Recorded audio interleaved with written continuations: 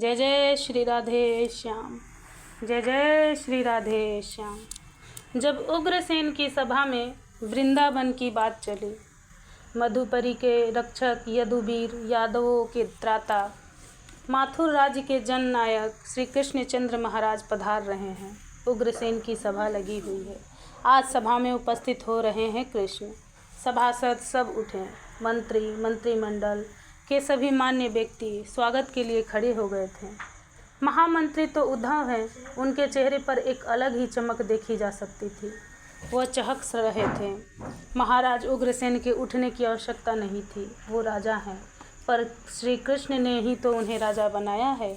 मथुरा की प्रजा तो चाहती थी कि कंस वध पश्चात कृष्ण ही मथुरा नरेश बने, पर नहीं, कृष्ण ने ये स्वीकार नहीं किया और कंस के पिता को ही राज्य सौंप दिया। राजा उग्रसेन ये जानते हैं कि लोकप्रिय जननायक तो कृष्ण ही है।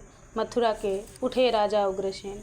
कृष्ण के सम्मान में उच्च आसन जो कृष्ण के लिए ही लगाया गया था, उस पर गंभीरता के साथ आकर बैठ गए थे कृष्ण। पर कुछ मंत्रियों की नज़र में कृष्ण बालक ही हैं, बुजुर्ग हैं यादवों में ये, इसलिए ज़्यादा गंभीरता से लेते नहीं हैं कृष्ण को ये लोग। आप कब पधारे? हाथ जोड़कर राजा उग्रसेन ने पूछा। उठे कृष्ण, आप राजा हैं, इसलिए इस तरह उठकर और मेरे सामने हाथ ना जोड़े। मैं तो आपका सेवक हूँ महाराज। कृष्ण ने उग्रसेन को हाथ जोड़कर ये सब कहा। साधु साधु, सभासद सब बोल उठे। उद्धव गदगद हो रहे हैं, वो तो बस अपने स्वामी को ही अपलक देखे जा रहे हैं। बैठे राजा उग्रसेन। कृष्ण ने चारों ओर देखा पर गंभीर ही बने रहे। विद्या पूरी हो गई है आपकी? एक वृद्ध सभासद ने पूछा था। जी, आपकी कृपा से पूरी हो गई। वयोवृद्ध का कितना सम्मान करते हैं कृष्ण। मैं यादवों का महामंत्री उद्धव, मथुरा नरेश महाराज उग्रसेन को प्रणाम करते हुए सभा में विराजे विशेष महत्व पुरुष श्री कृष्णचंद्र जी के चरणों में वंदन करते हुए आज की सभा प्रारंभ करने की अनुमति महाराज से चाहता हूँ। उद्धव ने सभा में उठकर सबके सामने भूमिका रखी। अनुमति है। महाराज उग्रसेन ने आज्ञा दी। कंस के मृत्यु के पश्चात कंस पत्नियाँ अपने पिता के यहाँ चली गई हैं। उद्धव बोल रहे थे। नहीं नहीं, हम में से किसी ने उन्हें यहाँ से भगाया नहीं है, ये बात मैं स्पष्ट कर दूँ। सब हंसे, पर कृष्ण गंभीरता से सुनते रहे। जब मथुरा के ऊपर एक संकट मंडरा रहा है जिसे हम नज़रअंदाज नहीं कर सकते, उद्धव ने कहा। संकट ये है, गुप्तचरों से हमें ये सूचना मिली है कि जरासंध अब मथुरा आक्रमण की तैयारी में है। इसके लिए उसने देश विदेश से राक्षसों और आतंककारियों को जुटाना भी शुरू कर दिया है, इसलिए हमें सावधान रहने की आवश्यकता है।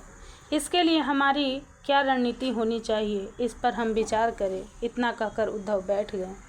सब ठीक है ना? महाराज उग्रसेन ने धीरे से पूछा कृष्ण से। मुस्कुरा दिए बस कृष्ण।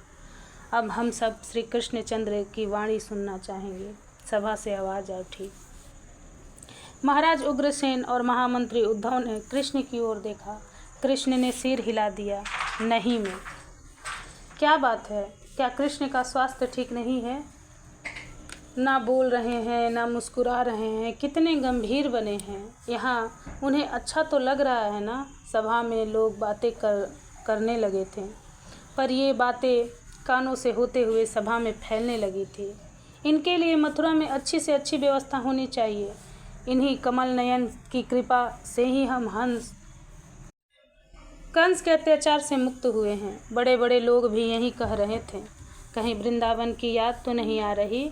एक वृद्ध यदुवंशी ने हंसते हुए ये प्रश्न किया। हंस दिए।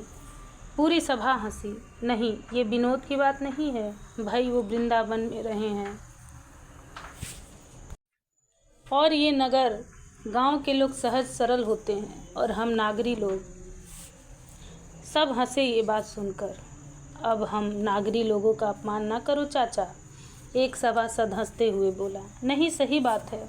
और सुना है यहाँ ये केवल माखन ही खाते थे।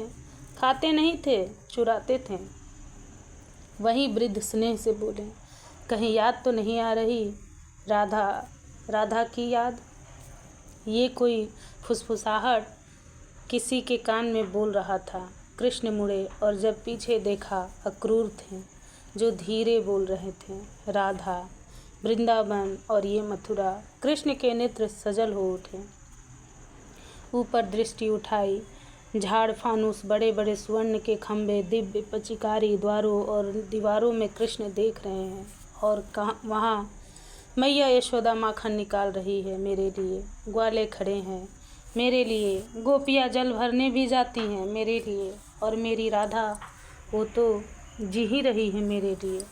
पर यहाँ कौन है ऐसा जो मेरे लिए हो, सिर्फ मेरे लिए? यहाँ तो सब अपने लिए ही जी रहे हैं। और वहाँ रो गए कृष्ण। पहले तो आंसुओं को रोकने की कोशिश की, पीताम्बरी से पूछते भी रहे, पर प्रेम छुपता कहाँ है। सभा स्तब्ध हो गई। सबको लगने लगा हमसे कोई गलती हो गई। महाराज उग्रसेन कांप गए। कृष्ण उठे और बिना किसी से बात किए उस सभा से चल दिए। उद्धव ने देखा महाराज उग्रसेन ने इशारे में कहा, जाओ जानकारी लेकर आओ कि बात क्या है। उद्धव पीछे भागे।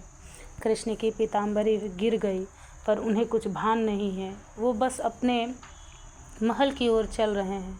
वत्स मुस्कुराते हुए सामने खड़ी मिली देवकी माता।